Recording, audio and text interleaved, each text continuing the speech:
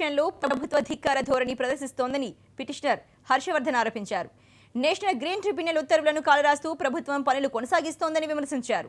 దాదాపుగా పూర్తయిన కల్వకుర్తి ఎత్తిపోతల పథకాన్ని సమాధి చేసేందుకే ప్రభుత్వం పాలమూరు ప్రాజెక్టును చేపట్టిందన్న హర్షవర్ధన్ తప్పనిసరి పరిస్థితుల్లోనే ట్రిబ్యునల్ను ఆశ్రయించాల్సి వచ్చిందని చెప్పారు. కోర్టు ఉత్తర్వులు ధిక్కరించిన అధికారులపై చర్యలు తప్పవంటున్న హర్షవర్ధన్తో మా ప్రతినిధి నరేష్ ఫేస్ టు ఫేస్. దక్షిణ తెలంగాణకు వరప్రధానిగా భావించే పాలమూరు రంగారెడ్డి ఎత్తిపోతల పథక నిర్మాణ పనులు బ్రేక్ పడింది.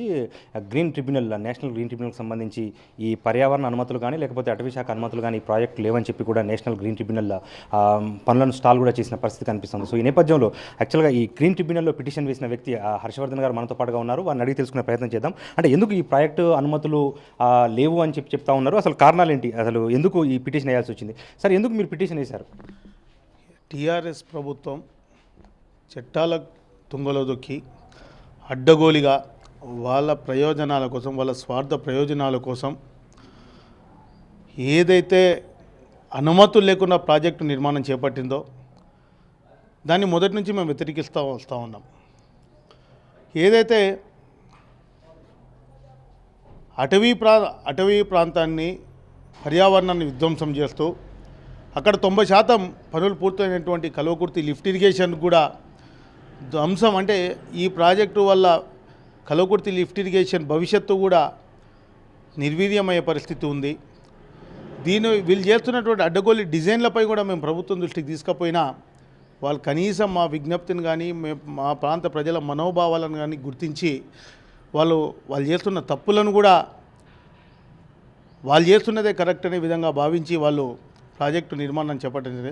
తప్పనిసరి పరిస్థితుల్లో మా కొల్లాపూర్ ప్రాంత ప్రజల ప్రయోజనాలను దృష్టిలో పెట్టుకొని కొల్లాపూర్ ప్రాంత ఉన్నటువంటి పర్యావరణం కానివ్వండి, అక్కడ ఉన్నటువంటి అడవులను కానివ్వండి, నోరులేని మూగ జీవాలను కూడా దృష్టిలో పెట్టుకొని విధి లేని పరిస్థితుల్లో మేము గ్రీన్ ట్రిబ్యునల్కి పోయినాము.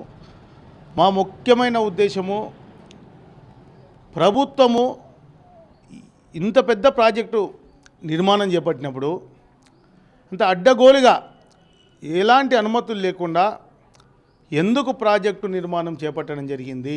అదే సందర్భంలో కాంగ్రెస్ పార్టీ వాళ్ళే కావాలని రాద్ధాంతం చేస్తూ ఉన్నారు. ఎందుకంటే ఆ ప్రాజెక్ట్ రావడం వల్ల మహబూబ్నగర్ ఒకటే కాదు, రంగారెడ్డి, మహబూబ్నగర్, నల్గొండ జిల్లాలకు సాగునీరుతో పాటుగా హైదరాబాద్కు తాగునీరు కూడా వచ్చే అవకాశం ఉంది. సో ఈ ప్రాజెక్టును మీరు అడ్డుకోవద్దు. అనుమతులకు సంబంధించి మేము ఇప్పటికే కేంద్రానికి కానీ లేకపోతే అటవీ శాఖకు కానీ అనుమతుల కోసం వేచి చూస్తూ ఉన్నాము. అయితే కేవలం పక్క చిన్న పనులే చేస్తూ ఉన్నాం అని చెప్పి ప్రభుత్వం చెప్తా ఉంది. సో దీన్ని ఎట్లా చూస్తారు? మేము ప్రాజెక్టుకో నీళ్ళు ఇవ్వడానికో మేము వ్యతిరేకం కాదు. మీరు నీళ్ళు తీసుకుపోండి, దక్షిణ తెలంగాణ ఇంకే ప్రాంతానికి కావాల్సిన ప్రాంతం నీళ్ళు తీసుకుపోండి, తాగునీరు కానీ సాగునీరు కానీ. కానీ ముఖ్యంగా ఏదైతే కల్వకుర్తి లిఫ్ట్ ఇరిగేషన్కు విఘాతం కలిగే విధంగా మీరు చేపట్టిన డిజైన్ ఉందో దాన్ని మేము వ్యతిరేకిస్తూ ఉన్నాము. అది అంటే పాలమూరు రంగారెడ్డి ఎత్తిపోతల పథకానికి సంబంధించి తాము వ్యతిరేకిస్తున్న ప్రధాన కారణం ఏంటంటే, ఒకవైపు పర్యావరణము, దాని తర్వాత ఇతర అనుమతులు లేకుండా ప్రభుత్వం చేస్తున్న విధానాన్ని తప్పుపడుతూ తాము నేషనల్ గ్రీన్ ట్రిబ్యునల్ ఆశ్రయించాల్సి వచ్చిందని చెప్పి పిటిషన్దారు హర్షవర్ధన్ చెప్తా ఉన్నారు. అదే సందర్భంలో కల్వకుర్తి లిఫ్ట్ ఇరిగేషన్కి సంబంధించి దాన్ని పూర్తి స్థాయిలో నిర్లక్ష్యం చేసి, అంటే ఆయా పనులు చేపట్టకుండా కేవలం ప్రభుత్వం రీడిజైనింగ్ పేర్ల కోట్ల రూపాయల ప్రజాధనాన్ని దుర్వినియోగం చేస్తుందని చెప్పి కూడా పిటిషనర్ హర్షవర్ధన్ ఆరోపిస్తూ ఉన్నారు. కెమెరా పర్సన్ కళ్యాణ్తో కలిసి నరేష్, HMTV, హైదరాబాద్.